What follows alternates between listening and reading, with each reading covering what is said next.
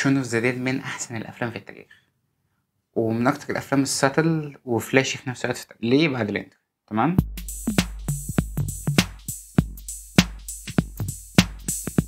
ادجار رايت مخرج شون اوف ذا ديد كان اخرج قبلها حاجه واحده بس، وكان برضه مع سايمون بيج ونيك فروست، كانت مسلسل سبيس. والمسلسل ده كنت عايز ابدا بيه، وفي الفيديوهات الجايه هندايسكت واحده واحده اعمال ادجار رايت، بس قلت ابدا بشون اوف ذا ديد عشان ده اللي معروف نسبيا مقارنه بسبيس. الكوميديا البريطانية عامة بتبقى دراي هيومر أكتر، بتبقى مش يعني بتبقى معتمدة على إن هي ويتي، بتبقى وفي نفس الوقت ممكن صريحة أكتر in your face أكتر بكتير. ممكن الرقابة هناك بحسها أضعف بكتير، هما بيقولوا حاجات كتير ما ينفعش تتقال في سيتكم بريطاني على سبيل المثال. تمام.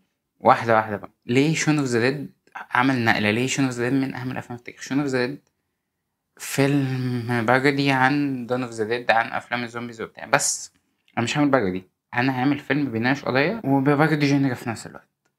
الفيلم من الاول بيسال اسئله جد جدا، بيسال اسئله: ايه هو الزومبي؟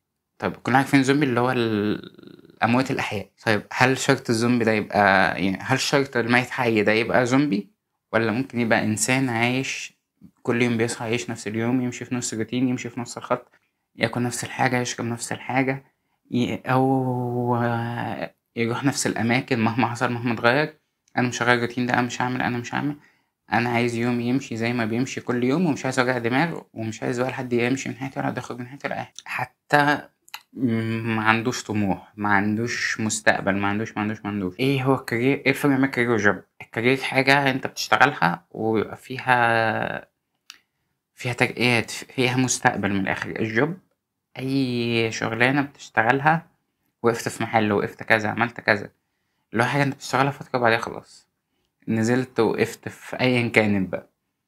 فانت عندك البروتاجنس بتاعنا، البطل بتاعنا، اللي هو شخصية منتهى السلبية اللي في الدنيا، بس مش اكتر شخصية سلبية في الدنيا، اكتر شخصية سلبية في الدنيا اللي هو صاحبه اللي هو بيقوم بدور نيك فروست.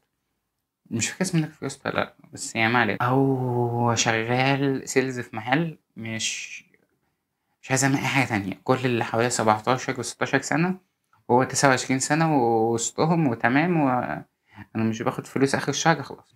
ادجار ريت عامة من المخرجين اللي بيحبوا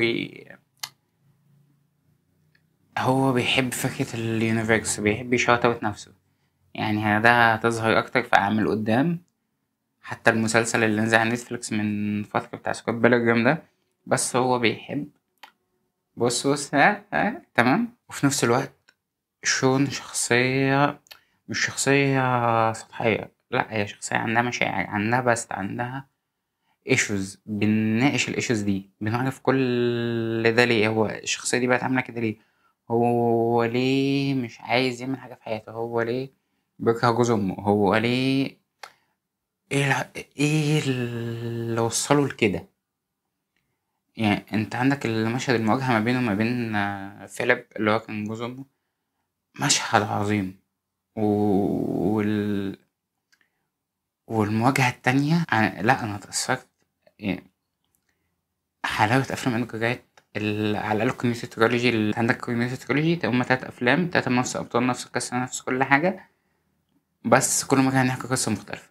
انت عندك شون ذا ديد، هوت فاز، ذا وورلدز اند، وبتلخبط ما بين اسمه ذا اند اوف ذا وورلد، ما بين اسمه وما بين الفيلم بتاع سيس روجان وجونا هيل والكلام ده. المهم نرجع للفيلم بتاعنا. فبالنسبة للكوميونيتي تكنولوجي احنا هنا بنناقش أفكار، بنناقش حاجات، بس كل ده تحت، يعني تحت غطا الباجدي، تحت غطا الكوميديا. انت هتضحك جدا، هتتبسط جدا، هتشوف حاجة غريبة، هتشوف حاجة جديدة، هتشوف حاجة انت مش متعود عليها، بس كل ده وفي قصة بتتحكي، في مناقشة، في شخصيات، في كل ده بيتحكي، كل ده انت بتتعامل معاه، وكل ده انت بتتعرض ليه في نفس الوقت. لو انت تعرف ادجار هتعرف ان هو ليه حاجات سيجنتشر، هتعرف ان هو ليه حاجات مميز بيها، حاجات هو بس اللي بيعملها. القطات السريعة جدا اقرب حاجة ليها ممكن تبقى، يعني لو حد معرفش ادجار ولسبب ما بيفرج على الفيديو ده، لو شفت فيلم سيكو سيكو الستايل بتاعه قريب جدا من ستايل ادجار. القط السريع مع الاوديو، مع دي بتاعت ادجار، دي السيجنتشر بتاعته. الميوزك ادجار جات من احسن الناس اللي بيستغلوا الاغاني في الافلام كلها، وده يعني تبلور جدا في سكوت بيلجرام وفي بيبي درايفر طبعا. وفي حاجة برضه هتاخد بالك منها، ان اي ممثل بريطاني انت عرفته غالبا هتلاقيه بشكل ما عمل كيميو في الافلام دي كلها، او على الاقل في كوميونيتي تريلوجي، وهتلاقي ليه دور اصلا في اخر فيلم. انا مش عارف ازاي بيعملوا كده عامة. يعني ده بقى مش بالنسبة للجاجات، حتى لو شفت ذات هايبر ذا جايد ثرو ذا جالاكسي، افلام بريطانية كتير لو شفتها هتلاقي كمية ممثلين انت عارفهم طالعين فيها، وتلاقي حد سوبر ستار وبتاع ويطلع دور هنا دقيقتين تلاتة.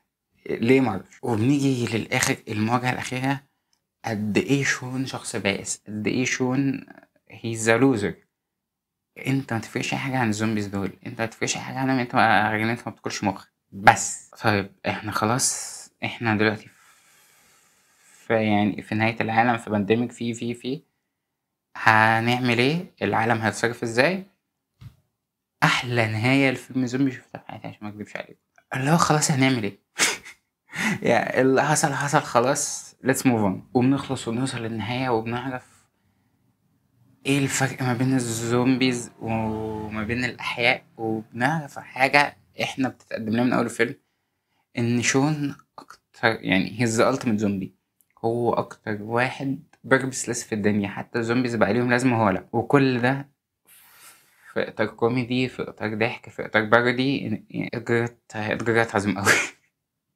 ادجارات جامد قوي قوي. فانا قلت ابدا بشون ذا ديد عشان لو حد مش عارف سبيسد وشاف الفيديو ده، لما انزل فيديو سبيسد باذن الله يبقى يعني يخش يبص بس. تمام، والسلام عليكم.